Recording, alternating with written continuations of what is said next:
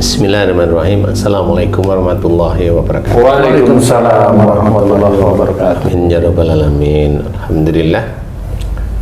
Jadi memang Dajjal itu besok satu. Cuma pengikutnya mulai saat ini sebelum mulainya Tuhan itu anak buahnya yang notabene anak buah Dajjal itu mirip seperti jin. Jadi anak buah Dajjal itu lebih tinggi derajat keburukannya daripada jin. Bisa dilihat Pak Ustadz? Ya walau alam ya. Tapi intinya kalau saya mengamati dari cerita banyak hadis, kemudian dari ayat-ayat Quran ini kayaknya bisa menjadi gambaran. Jadi Dajjal ini tugasnya hanya satu, mengkafirkan orang Islam. Tugasnya itu hanya itu, bukan membunuh, tugasnya mengkafirkan. Jadi kalau orang Islam dikafirkan, selesai, dia besok meninggalnya tetap dalam kondisi kafir. Mohon maaf Pak Ustadz, kafir ini maksudnya keluar dari agama Islam? Bisa aja. Nah, kenapa seperti itu? Nah, di titik-titik Dajjal besok itu keluar, umpamanya Tuhan itu kan susah mencari makanan, bukan mencari ya, membikin makanan itu kan susah, membikin makanan itu susah. Sebabnya apa Ustadz, kok susah? Susahnya kan besok itu semua listrik tidak hidup semua. Saat Tuhan itu udah mati semua, dinamo macet karena yang diturunkan oleh Allah Ta'ala dari benda-benda angkasa tersebut insya Allah bermedan magnet. Semua di dunia ini, sehingga listrik tidak bisa berfungsi. Nah, air pompa di rumah nggak bisa berfungsi, listrik nggak bisa berfungsi, sepeda motor macet semua, mobil, kendaraan macet. Nah ini orang kan di tempat-tempat dia berada aja. Kalau dia di desa, ya dia di desa. Terisolasi masing-masing lah ya. Kalau dia di kota kayak di Jakarta ini, ya dia di Jakarta. Nah, persoalannya yang di Jakarta atau pinggiran Jakarta ini untuk dapat mendapatkan makanan ada supply sebenarnya. Untuk bertahan hidup. Untuk sehari-hari itu sehari-hari itu kan ada supply dari desa. Sayuran. Oh iya. Kan buah-buahan, meracang itu apa? Bumbu-bumbu kan gitu nih ya. Garam ya dari laut, asam di gunung. Ketemunya di kayu manis, kan di dapur, di kayu manis sebenarnya. Kok jadi besar ya sih? Jadi untuk mengadakan seperti itu kan nanti jadi ayam panggang, ayam goreng, kan gitu ya? Yeah. Di Jakarta ini punya ayam aja enggak. Di Jakarta ini punya ikan enggak punya nih, kan gitu deh ya. Punya sayur nggak punya, nah, ya. Kemudian punya minyak goreng nggak ada, air nggak punya. Lah terus mau hidup dari mana, kan gitu. Nah di titik inilah sebenarnya Dajjal datang. Dajjal itu ngalahin tukang sulap hebat yang bisa ngeluarin makanan, bisa ngeluarin ini. Dajjal itu lebih hebat dari mereka, ya, lebih hebat. Nah pada saat kamu tuh lapar seminggu nggak makan, itu udah gini, kasih nih roti yang menggugah selera, yang baunya itu nusuk di sini, yang ada abonnya itu Pak Ustadz.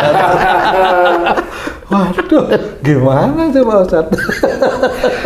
Ada lodeh, ada sambal terasi, ada tongkol digoreng, nggak terlalu kering tapi nggak bau amis.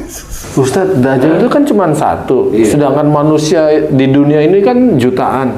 Yang menyediakan tuh anak buahnya Ustadz. Yang menyediakan ya memang dia punya keahlian seperti itu. Jadi dia itu gini Ci, Dajjal itu level anak buahnya, anak buah Dajjal itu di atas jin. Jin yang sekarang itu kan di Indonesia ini loh, di Jawa banyak gini tiba-tiba dapat keris di tangan. Itu hanya kelasnya jin seperti itu. Yang penyihir dibacain itu muncul pocong, nah itu jin sebenarnya. Yang wujudin jadi pocong itu jin. Yang wujudin jadi paku dibaca-bacain ya, siapa yang baca-bacain wujud jadi paku, wujud jadi pocong, itu bacanya dia tuh berarti ada afiliasi dengan jin. Dia tahu atau tidak tahu, saya memberitahu insya Allah itu ada jin di situ. Kalau malaikat, bukan, malaikat nggak ngurusin sihir. Malaikat itu hanya patuh pada perintah Allah lah. Dia ngomong kok, masa malaikat patuh sama omongannya dia? Dia dosa aja masih banyak kok patuh? Nggak ada malaikat di situ. Kan gitu. Jadi harus berpikir real sebenarnya, ya. Nah, di titik itulah ada orang bisa ini, orang di sini tutupin ini bisa hilang, ada itu mainan dajjal, itu dajjal yang kelas bayi. Nah, itu dajjal itu pada waktu muncul itu udah kelas dewasa. Jadi dilihat nih, dia kayaknya lagi nggak pengen makan, kasihlah wanita yang rambutnya kuning agak merah. Kok nggak makan sama wanita, hubungannya apa, Pak? Ini kan sama tuh kita aja. Tapi wanitanya bawa makanan. Yang tadinya nggak mau makan jadi mau makan. Tapi inilah dajjalnya kali ya istilahnya. Bisa aja dibilang, nah, kamu mau yang mana nih? Boleh, kamu ambil. Itu di hati tuh, bicara itu di hati. Karena dajjalnya udah wujud manusia, besok yang membunuh juga Nabi Isa, kayak jelas dajjal itu wujud asli gitu. Akhirnya kan kamu tapi tidak boleh makan dan tidak boleh merasakan, kecuali kamu harus ikutlah, jadi pengikutnya, yaitu kafir lah akhirnya. Ini dajjal. Nah, sebenarnya bagaimana kok banyak istilahnya kalau dalam hadis itu diceritakan jangan melawan dajjal. Mending tutup rumah, jaga wanita di rumah, jaga jangan sampai keluar. Nah, itu karena apa? Insya Allah pasti akan kafir. Nah, sebenarnya bagaimana dajjal itu bisa gampang sekali mempengaruhi besok itu? Sangat gampang, Saudara. Itu hanya satu, karena kita sendiri, kita orang manusia itu sendiri banyak yang tidak patuh kepada perintah Allah dan tidak menjalankan sunnah Rasul. Banyak ayat-ayat yang kita membaca tapi kita nggak paham. Iya, seperti saat Dajjal turun diperintahkan untuk mempertebal tauhid, mungkin itu maksudnya, Ustaz? Iya, mempertebal tauhid itu pengertian, fahami. Jadi begini nih, salah satunya nih ayatnya harus kita fahami benar. Umpamanya atiullah Rasul, fa in tawallau fa innallaha la yuhibbul kafirin. Ayat ini kalau kita cermati pelan-pelan itu menandakan taatlah kepada Allah dan Rasul. Jika engkau berpaling, maka sesungguhnya Allah tidak menyukai orang-orang yang kafir. Jadi taat pada Allah itu adalah mengerjakan perintah-perintah Allah yang ada dalam Al-Quran. Taat pada Rasul mengerjakan sunnah-sunnah Rasulullah. Jika engkau berpaling itu yang bisa. Ini berpaling ini malah dari orang-orang seperti orang Islam. Berpaling tadinya lurus, kemudian dia nggak mau. Berpaling dia. Nah, berpaling ayat ini malah untuk orang-orang Islam.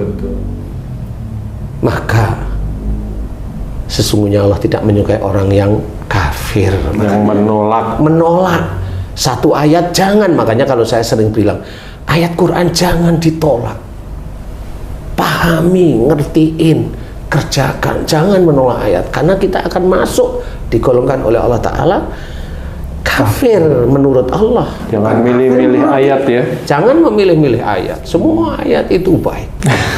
Yang nggak baik menurut kita ya. Ya, yang nggak baik menurut nafsu kita aja kan gitu nih. Nah, inilah yang akhirnya pada saat seorang Islam itu selalu menolak ayat ini, menolak ayat ini. Contoh, disuruh lemah lembut, kasar terus omongannya. Nah, ini kan sebenarnya menolak ayat itu. Belum berpindah agama, belum pindah itu Pak Ustadz. Itu kan jelas. Lah.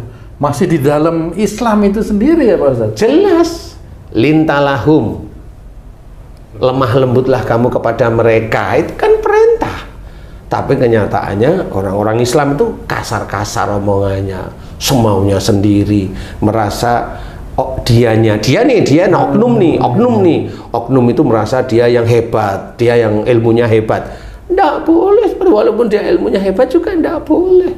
Kafir satu ayat kecil itu ya kafir jadinya Pak Ustadz. Nah, ya menurut Allah tetap kafir, mau ayatnya jelas. Nah, cuma pada saat gimana Dajjal ini itu yang di dalam tubuh orang itu banyaknya, volumenya itu tergantung kekafiran orang Islam itu sendiri. Jadi kalau dia itu menjalankan sunnah Rasul kemudian lupa, nah itu nggak terlalu besar. Memohon ampun, dia menjalankan Quran kemudian dia lupa, mohon ampun. Nah, ini tidak termasuk yang, insya Allah tidak termasuk yang tadi ya, karena dia sudah mohon ampun. Kemudian ini kalau itu dikerjakan orang-orang seperti ini tadi ya kalau dia keluar dari ayat-ayat Allah, dia mohon ampun, ngerti terus mohon ampun. Ampuni aku ya Allah. Dan dia bersahadat terus, kemudian dia juga kalau belum mampu menjalankan sunnah dia mohon ampun, normal aja. Nah orang yang seperti ini anak buah Dajjal nggak suka, Mas. Oh, jadi ciri-ciri yang disenangi, yang disukai anak buah Dajjal tuh sifat manusia seperti apa tuh Ustaz? Sifat manusia yang kafir tadi. Kan selain apa? Kasar, yang paling dominan gitu Ustaz. Oh iya, semua bisa dominan. Asal nggak mohon ampun ya. Semua bisa dominan. Umpamanya contoh nih, kalau seorang kita bersedekah atau berinfak, itu kan selalu niatkan lillahi ta'ala. Tapi kan banyak orang bersedekah niatnya untuk kaya, lah kan nggak ketemu ini. Ini kan bisa menjadi dominan, apalagi bersedekah. Dengan kecil atau besar dia sudah sombong, kan nggak boleh sebenarnya. Sifat sombong berarti. Sifat sombong seperti itu. Kemudian apalagi umpamanya tuh punya istri, sebagai imam istri harus dididik, kan gitu. Ngeri nih. Loh, kalau kamu nggak didik ya, loh gimana? Kamu mau disebut imam apa disebut makmum aja? Ampun. Imam besar. Imam besar. Kan gitu. Karena orangnya gede. Nah, itu juga sama. Kamu punya anak, ini kan tugas-tugas emang harus di apa namanya? Dijalankan. Fa'fu anhum, maafkan mereka. Sifat pemaaf. Sifat pemaaf, disuruh maafkan mereka. Disuruh maafkan. Berarti itu wajib memaafkan. Tapi kenyataan jarang yang mau seperti itu. Karena sakit hatinya ya. Karena sakit hatinya dendam 7 keliling, pusing 7 turunan. Iya. Itu enggak, itu kan dikerjain hampir setiap hari. Marah itu sudah tahu, marah itu hanya setan yang punya. Lah ke orang yang mengaku Islam kok marah, jadi lucu jadinya. Emosional. Diceritakan dalam hadis la taqtab walakal jannah, jangan marah bagimu surga. Kalau marah, ya balikannya surga pasti neraka. Lah orang yang neraka itu orang yang mana? Orang yang selalu kufur, orang yang kafir sebenarnya. Ini harus difahami. Marah kok enggak boleh loh. Kata orang pinter itu orang lagi emosi marah terus keluarin, yang pinter itu siapa? Disiapin ini keramik-keramik kendi, kalau marah lempar. Bener, nanti Dajjalnya melalui tangan dia. Masuk. Kalau marahnya disimpan skizofrenia, Dajjalnya di sini, di otak, sehingga ada yang bisikin ini, bisikin itu, bisikin. Nah itu sama itu Dajjal yang langsung bersinggungan dengan manusia.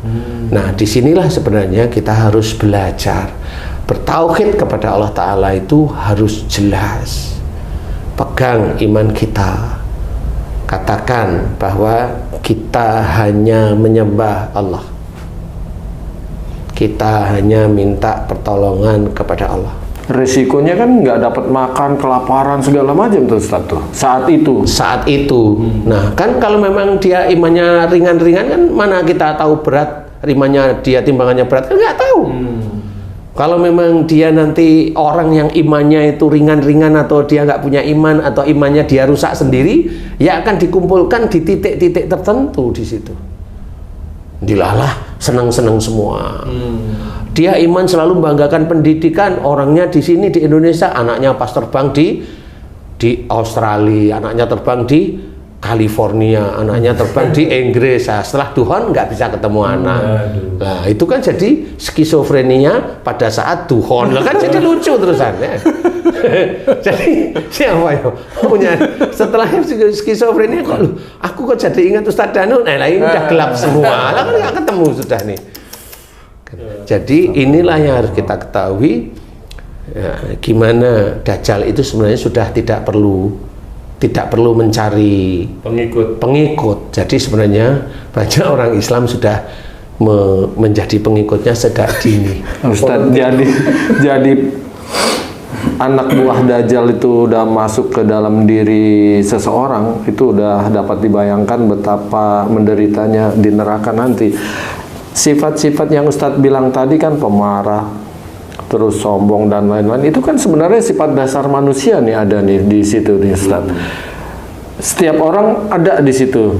Nah, gimana caranya kalau kita ini yang mempunyai sifat dasar itu tidak jadi pengikut Dajjal, Ustaz? Karena ada Rasulullah, makanya diceritakan Rasulullah itu contoh yang baik, Uswatun hasanah. Makanya ada Sirah Nabawiyah yang itu menjadi cerita Rasulullah setiap hari. Masa itu hanya dibacanya cuma untuk ilmu tok, nggak dikerjain di setiap harinya, kan lucu jadinya. Ya jangan menjadi ilmu yang jadi hafalan, kerjakan. Kita itu umatnya Rasul, ya kerjakanlah. Bagaimana Rasul dengan istrinya, bagaimana Rasul dengan para sahabatnya, bagaimana Rasul itu berdakwah. Itu kan kita bisa mencontoh dari titik itu. Bagaimana Allah menyuruh lemah lembut kepada orang lain. Orang lain nggak peduli itu Islam atau non Islam, nggak peduli. Lemah lembutlah kepada semuanya. Masa sama orang itu nggak lemah lembut, sama kucing lembut? Dari mana kamu? Kok seharian nggak ini lah? Dia dibeliin makanan. Gimana? Dia lemah lembut, sama istrinya galak, garang, tampang serem. Sama yang lain bukan istrinya lembut. Gimana caranya? Iya benar. Kan gitu ya. Sering tuh saya dengar tuh. Loh, ini belum selesai. Belum selesai itu. Dengan anak kita keras, tegas, emosional. Dengan anaknya orang lain lemah lembut. Allah tidak menyukai orang yang mencuri. Allah tidak menyukai orang yang korupsi. Masih korupsi. Dia tahu yang dikerjakan salah, tapi dia tetap kerjakan. Iya kan? Lah ini dari mana? Ya mereka. Memang mereka, mending saya mati aja daripada besok saya jadi anak buah Dajjal. Loh, nggak apa-apa kamu mati. Besok mati juga masuk neraka. Kan gitu. Mau apa? Mau bilang nggak mau selamat? Loh, nggak bisa. Kalau memang mau selamat, taatlah Allah dan Rasulullah. Selamat di akhirat. Selamat di dunia dan akhirat. Kan seperti itu. Nah, insya Allah kita harus pahami. Belajarlah kita dengan sungguh-sungguh taat kepada Allah Ta'ala. Apa yang dikatakan Allah? Apa gunanya cerita dari Fir'aun? Dia merasa jadi Tuhan. Kan gitu. Kita, saya enggak Fir'aun. Bohong. Seringnya itu yang bikin gedung itu saya dulu. Itu yang bikin jalan ini saya. Ini yang bikin masyarakat itu begini saya dulu. Itu kan Tuhan itu. Itu sifatnya siapa? Fir'aun. Padahal dia Islam. Itulah cerita dari Allah Ta'ala. Wujudnya Fir'aun ada di teman-teman kita. Insya Allah mudah-mudahan kita tidak ya. Amin, amin, amin. Sifatnya umatnya Nabi Lot ada yang muslim juga. Iya. Sedikit apa banyak? Banyak. Aduh. Apa ini ceritanya? Nah inilah yang harus kita pahami. Tapi saya tidak menyalahkan yang umatnya Nabi Lut yang seperti itu LGBT, nggak menyalahkan dulu loh ya. Tapi ada loh, saya bilang ada. Gitu. Ada karena bisa aja dari lingkungan. Tapi kalau sejak kecil dia seperti itu, bolehlah mendekat. Saya akan memberi trik-trik gimana bisa menghilangkan unsur laki suka sama laki, itu bisa dicabut oleh Allah Ta'ala. Seperti itu. Nah, disinilah kita harus pahami bahwa sebenarnya paham nggak kita bahwa kita itu sendiri besok itu kedepannya itu mau jadi anggota perguruan Dajjal sejati apa? Mau ikut situ apa enggak, itu sebenarnya sudah ngerti ya kan? Bagaimana? Perguruan Dajjal Sakti mamanya ikut jadi bisa gitu ya. Jadi seperti itu sebenarnya kita bisa menilai. Kalau memang kita nggak bisa mengerjakan, nah bagaimana caranya? Banyak dari cerita-cerita Rasulullah yang baik, baik dari keluarga, baik dari sisi kita bekerja, baik dari sisi lingkungan, semuanya diceritakan.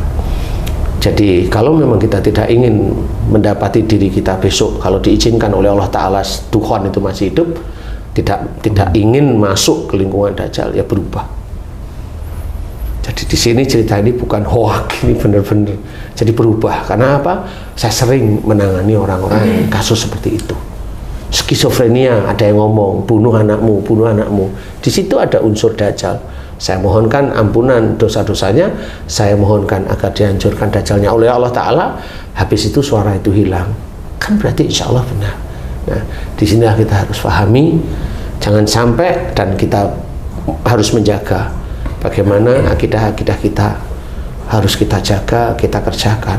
Istiqomah, ditambahkan syariat Islam, istiqomah, ditambahkan istiqomah. Nah, mudah-mudahan ini bisa manfaat bagi saudara-saudara kita yang beriman. Amin ya rabbal alamin. Wallahu a'lam.